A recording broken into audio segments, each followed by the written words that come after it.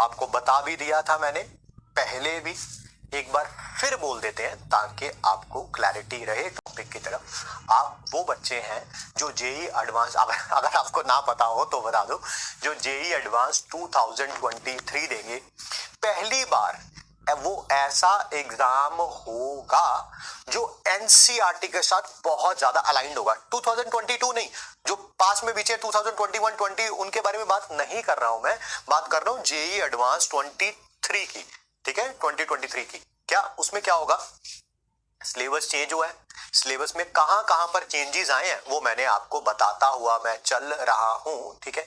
मोटा मोटा अगर देखा जाए, मोटा मोटा मतलब ज्यादा तो नहीं मैं उसमें कहूंगा, ठीक है, मोटा मोटा देखा जाए तो आप ये कह सकते हैं कि एनसीईआरटी का सिलेबस, सिलेबस बोल रहा हूं, लेवल नहीं, देयर इज ए डिफरेंस होता है ना सिलेबस और लेवल में।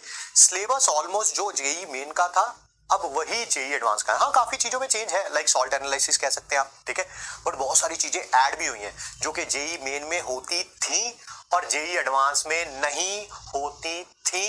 एज ए टीचर भी क्लास 12th में जब हम जाएंगे बहुत सारे ऐसे टॉपिक्स होंगे जिनका मेरा पढ़ाने का अप्रोच भी चेंज होगा, ठीक है। हम भी इतने सालों से पढ़ा रहे हैं, अगर सिलेबस से अलाइंड ना रहो आप तो कहीं ना कहीं, जैसे कई ऐसे चैप्टर्स हैं जो सिर्फ जेई मेन में थे, जेई एडवांस में थे ही नहीं। मैं आप बात कर रहा हूं जेई एडवांस 2022 तक की बात कर रहा हूं, तो ऑब्वियसली वो चैप्टर जब पढ़ाए जाते थे क्लास 12th में तो सिर्फ जेई मेन तक पढ़ाया जाता था क्योंकि एडवांस में थे ही नहीं, सिंपल सी बात है। बट अब वो चैप्टर्स भी जेई एडवांस में हैं, तो इसका मतलब उनके पढ़ाने का ट्रेंड भी चेंज करना पड़ेगा और बहुत ज्यादा इनोवेशन लगेगी उसमें, बहुत ज्यादा एक्सपीरियंस काम आएगा उसमें। बिल्कुल जी बिल्कुल।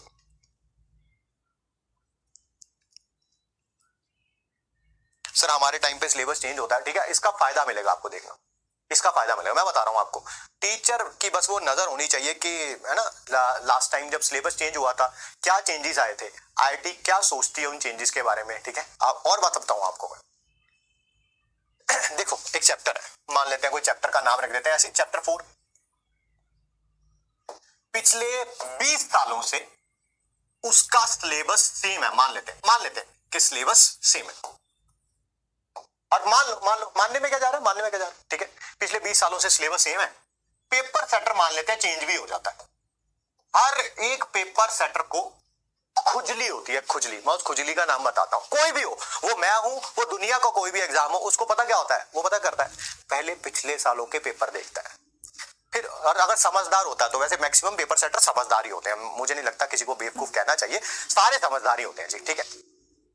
हर एक पेपर सेटर को पता है खुजली होती है, पहले वो कुछ पिछले सालों के पेपर देखते हैं, उनको लगता है अच्छा ये लेवल है, लेवल पता चल जाता है, इस लेवल पे पेपर सेट करना है, थोड़ा हार्ड इजी वो तो चलो इंस्ट्रक्शंस भी मिलती हैं उनको, ठीक है। फिर उसके बाद पता वो क्या देखते हैं कि इसके अंदर 6 टॉपिक हैं, 1 2 3 4 5 6, कुछ ऑब्वियसली टॉपिक्स तो रिपीट ही होते हैं, मैं एग्जैक्टली ये तो नहीं कहूंगा कि क्वेश्चन भी रिपीट होता है, भाई कई बार क्वेश्चन भी रिपीट होता है, जेई एडवांस 2004 में क्वेश्चन आया था, वही जेई एडवांस 2014 में भी आया था, 10 साल पहले 2004 में हम पढ़ा रहे थे, हमें पता था अरे ये तो देखते ही आंसर आ जाएगा, 2014 में पेपर सॉल्व कर रहे थे, अभी देखा रहे ये तो क्वेश्चन है, तो कुछ क्वेश्चन रिपीट भी होते हैं, कुछ, बट उनकी संख्या बहुत कम होती है। टॉपिक्स डेफिनेटली रिपीट होते हैं, क्वेश्चन बहुत कम रिपीट होते हैं, टॉपिक्स डेफिनेटली रिपीट होते हैं। अब देखो अब 20 साल बाद मान लो सिलेबस चेंज हुआ और एक टॉपिक आ गया इसमें नया, भाई साहब पेपर सेटर की सबसे पहले नजर इस पे जाएगी।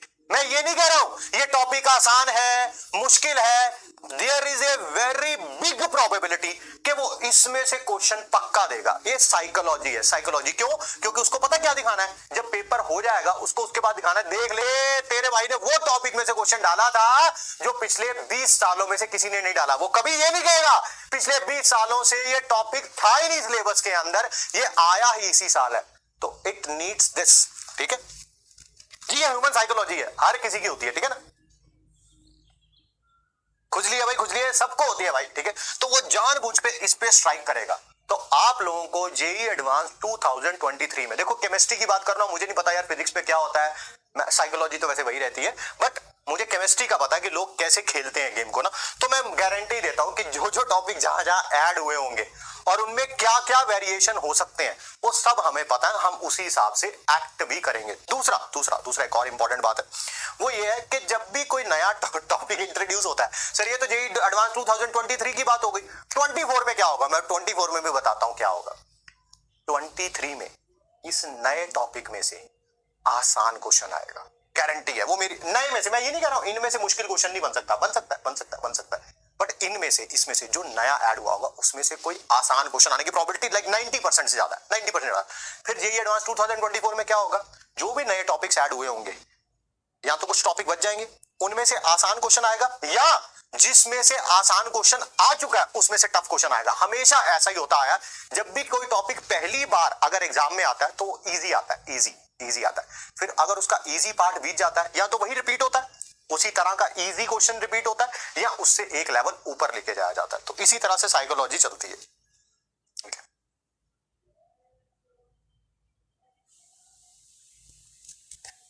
नहीं, आईआईटी एक्सपोज नहीं है, ये एक्सपीरियंस है बेटा। इतना टाइम हो गया पढ़ाते हुए, आप माने ना माने, मेरे पास यहाँ पे पढ़ा नहीं हुआ है, शायद दूसरे रूम में पढ़ा हुआ है। आज भी आईआईटी जेईई मेंस का, जेईई एडवांस का सिलेबस मैं अपने पास निकाल के रखता हूं प्रिंट आउट फॉर्म में। शायद दूसरे रूम में पढ़ा हुआ है, यहाँ पर पढ़ा नहीं हुआ, नहीं तो पढ़ा होता तो मैं आपको दिखाई देता। मैं अभी भी निकाल के रखता हूं, और उसमें छोटी छोटी चीजों को अंडरलाइन करते हैं, क्या हो सकता है, क्या नहीं हो सकता। अगले साल जैसे अभी आपका 11th फिनिश होगा, 12th शुरू होगा, उसके बाद मेरा अपना पर्सनली एक बहुत बड़ा टाइम जाएगा किस चीज में, कि जो जो टॉपिक्स ऐड हुए हैं उनमें से क्या क्या चीजें ऐड होंगी जेईई एडवांस 2023 में। ठीक है, बहुत बड़ा time, and it is called analysis. और हर कोई टीचर करता है, मेरे को लगता है सारे एक्सपीरियंस टीचर तो करते ही करते हैं जी। ठीक है, चलिए, हर कोई टीचर करता है। ठीक है, मैं आपसे पहले भी बता चुका हूं आप ये छोड़ो, यहाँ के छोड़ो, जो कि फॉरेन के भी कई ऐसे एग्जाम्स होते हैं 11th 12th का all over the world syllabus almost same है। शायद मैंने पहले भी बात बताई है आपको, ऑलमोस्ट सेम है। चाहे आप यूके का सिलेबस देख लो, चाहे अमेरिका का सिलेबस देख लो, चाहे आप कनाडा का सिलेबस देख लो, चाहे पाकिस्तान का सिलेबस देख लो, इंडिया का सिलेबस देख लो, बांग्लादेश, ऑलमोस्ट सेम है। हाँ, 2-4 चैप्टर ऊपर, 2-4 चैप्टर नीचे होते हैं, सिलेबस ऑलमोस्ट यही रहता है। ये एक बार है। तो इसका मतलब जो पूरे वर्ल्ड में भी कई ऐसे टॉपिक्स होते हैं, कई ऐसे क्वेश्चंस होते हैं, अगर एक बार कोई अच्छा क्वेश्चन आ गया किसी भी एग्जाम में, वो घूम फिर के आईआईटीज में आएगा, या आईआईटीज में आ गया तो वो घूम फिर के बाकी एग्जाम्स में जाएगा। ये दुनिया की रीत है। बट आपके पास इतना टाइम थोड़ा, आप थोड़ा निकालोगे यार। अब पता चले कि जो यूके में कोई ओलंपियाड हुआ है या ऑस्ट्रेलिया में कोई ओलंपियाड हुआ है, उसका पेपर निकालो, उसको सॉल्व करो। आपके पास इतना टाइम थोड़ा, हम वेले, हमारे पास होता है टाइम।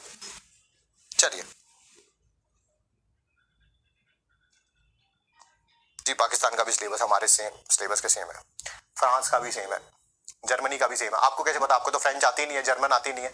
बच्चे तो पढ़ने जाते हैं, हमारे बच्चे बताते हैं, कई बार पीडीएफ वगैरह भेजते हैं, सर ये टॉपिक बताना।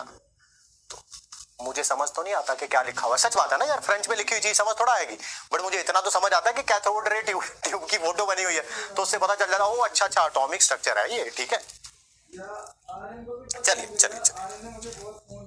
वापिस आ रहे हैं टॉपिक की तरफ। बहुत बार ऐसा हुआ है, जो मैंने बोला ना कि कई एग्जाम्स में कोई क्वेश्चन आता है, ठीक है, और वो बार बार रिपीट होता है। ठीक है, फिर उसके बाद वो ऑब्सोल्यूट, रिपीट मतलब टॉपिक रिपीट होता है। ऐसा नहीं है कि क्वेश्चन ये 1.8 × 10⁻⁵ आया तो अगली बार जिस एग्जाम में आएगा वो 1.8। अरे कॉन्सेप्ट रिपीट होता है। If I remember it correctly, जितना मुझे अच्छे तरीके से याद है, केवीपीवाई में 2014 में एक क्वेश्चन आया था, इनऑर्गेनिक से रिलेटेड था। 2015 में हमारे एग्जाम्स हुए और एक नेशनल एग्जाम में सेम क्वेश्चन आया। अरे भाई, क्वेश्चन भी सेम था, उसके चारों ऑप्शन भी सेम थे इनऑर्गेनिक केमिस्ट्री में। ठीक है, तो क्वेश्चन रिपीट हुआ।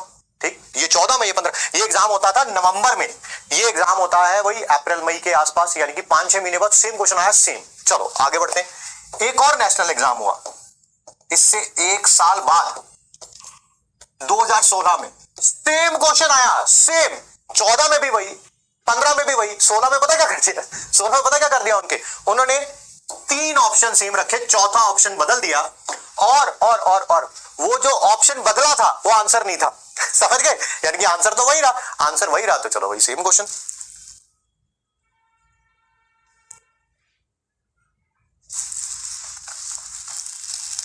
आपने मुझे ब्लॉक कर दिया क्या? नहीं बेटा, तुम नजर आ रहे हो अभी तक। क्या चाहते हो तो करवा देते। बताओ। एग्जाम कौन से थे, एग्जाम छोड़ो ना, तुम्हें क्या लेना देना, बट मैं सच बोल रहा हूँ, ये तो बात पता है मेरे को। अरे बहुत सारी सिमिलैरिटीज दिखती है क्वेश्चन में ना, जैसे अभी मैंने बताया 2004 में आया था एक एडवांस में क्वेश्चन, 2014 में सेम क्वेश्चन आया, चारों ऑप्शन सेम, आईआईटी एडवांस में क्वेश्चन आया सेम, 14 में भी वही, 15 में भी वही, 16 में पता क्या कर दिया, 16 में पता क्या कर दिया उन्होंने 3 ऑप्शन सेम रखे, चौथा ऑप्शन बदल दिया, और वो जो ऑप्शन बदला था वो आंसर नहीं था। समझ गए, यानी कि आंसर तो वही रहा, आंसर वही रहा, तो चलो वही सेम क्वेश्चन। एग्जाम कौन से थे, एग्जाम छोड़ो ना, तुम्हें क्या लेना देना, बट मैं सच बोल रहा हूँ, ये तो बात पता है मेरे को। अरे बहुत सारी सिमिलैरिटीज दिखती है क्वेश्चन में ना, जैसे अभी मैंने बताया 2004 में आया था एक एडवांस में क्वेश्चन, 2014 में सेम क्वेश्चन आया, चारों ऑप्शन सेम, आईआईटी एडवांस में हुआ है ऐसा, ठीक है। कई बार मैंने बताया ना, खुजली भी होती है कुछ टीचर्स को कि कुछ ना कुछ पेपर में अलग डालना है, ठीक है।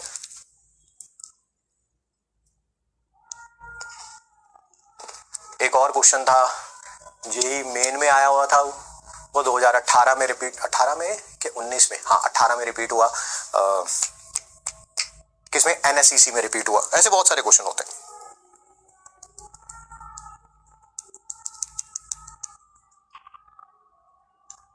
बहुत सारे क्वेश्चन ऐसे, ठीक है, बिल्कुल जी। एक और रामबाण बताता हूं आपको, है ना, सुनो, है ना, आज कुछ मन था बात करने का तो आपसे बात किया। तीनों सब्जेक्ट में ऐसा करके देखना, फिजिक्स, देखो मुझे फिजिक्स मैथ आता नहीं है, बट मतलब कि मैं उतना ही आता है जितना कि मेरे लिए जरूरी होता है, डिफरेंशिएशन, इंटीग्रेशन जितना पता होना चाहिए उतना पता होता है।